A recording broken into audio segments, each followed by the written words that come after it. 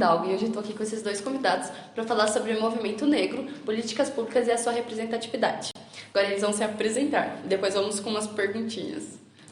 Olá, eu sou o Matheus, tenho 20 anos, sou estudante de jornalismo da Uniso, sou aqui de Mairinque mesmo, como ela falou, sou da Vila Sorocabana, sou apaixonado por essa cidade.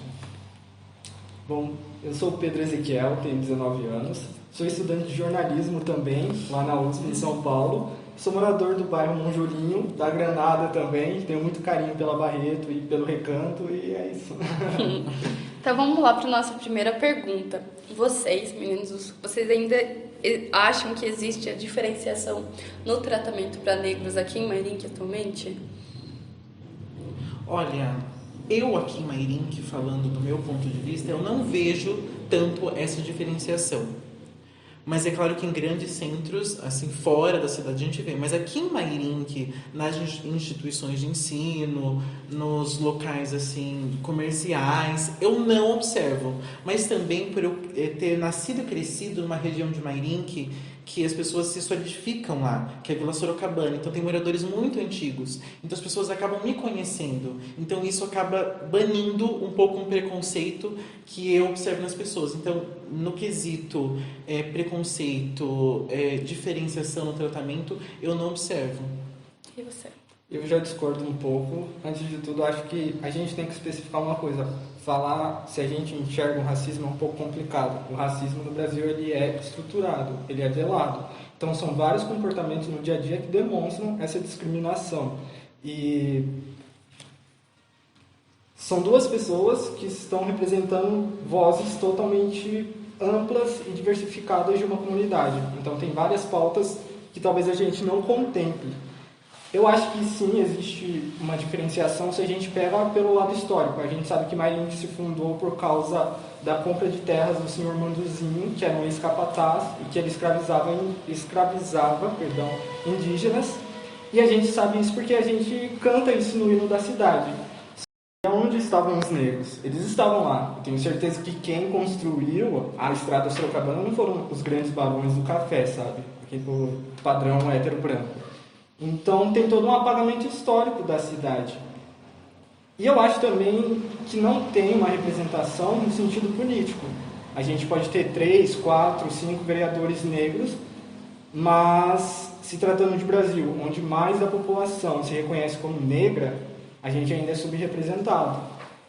Então, com tudo isso que os meninos falaram, a gente vai para a nossa segunda pergunta agora, que é se existem políticas públicas que ajudam a reduzir essa diferença para vocês. Se vocês conhecem, vocês percebem se elas são realmente efetivas, né? Falando aqui de Mairinque, quando eu estava no terceiro ano, no Amaral, que é uma escola de gestão estadual, eu tentei o cursinho popular da ETEC, que é aqui do município, e no próprio processo seletivo tinha as cotas, tanto sociais quanto raciais.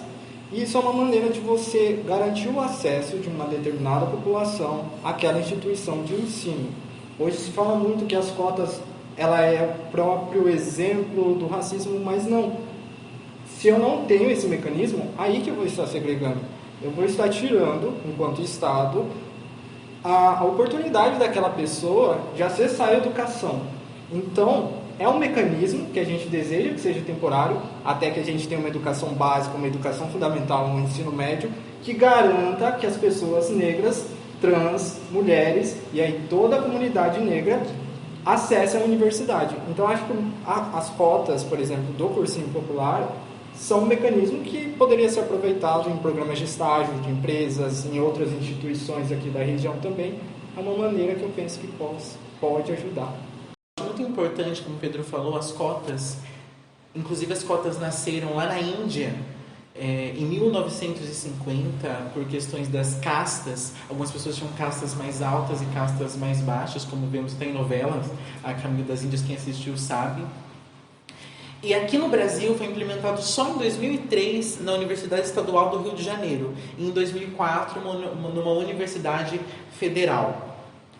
Levando em consideração isso, aqui em Mairinque nós temos sim, como ele falou, a ETEC também, que coloca esse sistema de cotas, mas também algumas empresas de Mairink também colocam sistemas de cotas, inclusive para LGBTs também. A Cargill, há pouco tempo, estava fazendo um processo que recebia funcionários LGBTs e negros também. Então, acho que em Mairink nós também temos. Falta muito, tem muito a se fazer em muitas empresas grandes que nós temos, mas já estamos começando. Então é um crescimento silencioso, que é o que estamos vendo.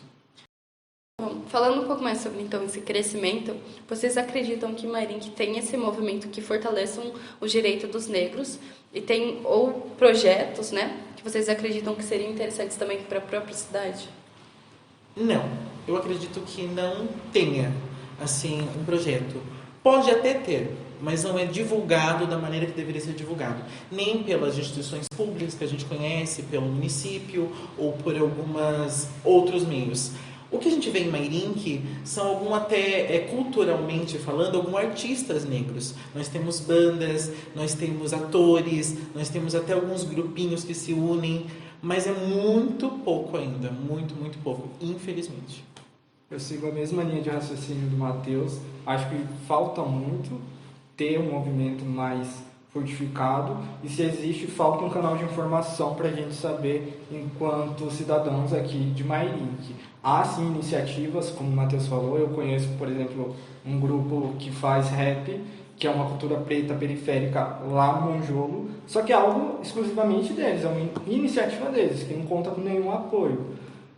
O pessoal do Lenizito também organiza sempre algum festival de teatro, o pessoal do Amaral fazendo uns festivais de dança, o que é muito interessante, mas ainda é muito pouco. Eu acho que eu poderia indicar, talvez como propósito de soluções, eu falei da questão do resgate dos negros na história dessa cidade. A gente poderia implementar um estudo histórico nas grades curriculares municipais, porque aí a gente já vai estar trabalhando com crianças e isso vai ser levado adiante. Acho que a gente poderia fazer programas de incentivo, concursos, para demonstrar todo esse lado artístico também, que é um conhecimento. Com certeza. Inclusive, se vocês aí quiserem também saber um pouco mais sobre essa história de Mairink, contada pelo Pedro, ou pelo Matheus, comenta aí se você quer, a gente pode fazer um vídeo à parte explicando melhor. Vocês concorda? Então, vocês querem acrescentar alguma coisa, falar alguma coisa, deixar algum recado? Olha, Emily, eu tenho sim uma coisa para complementar. Eu acho que existe sim ainda muito preconceito, mesmo eu não sofrendo tanto por ser negro, gente.